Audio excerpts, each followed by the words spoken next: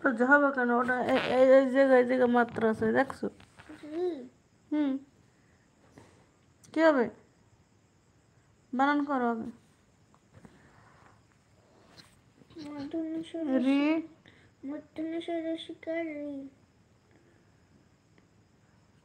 এটা এলোমেলো, তুমি সঠিকটা লেখো,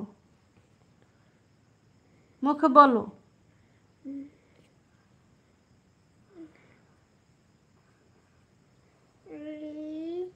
হুম,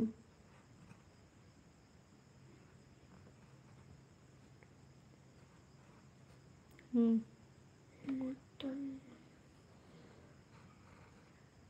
এতে কি হয়? উচ্চারণ কি হয়? এখন উচ্চারণ কর, কি হয়? রি মূর্ধন্য মূর্ধন্য স্বরসিকা কি হয়? ঋষি।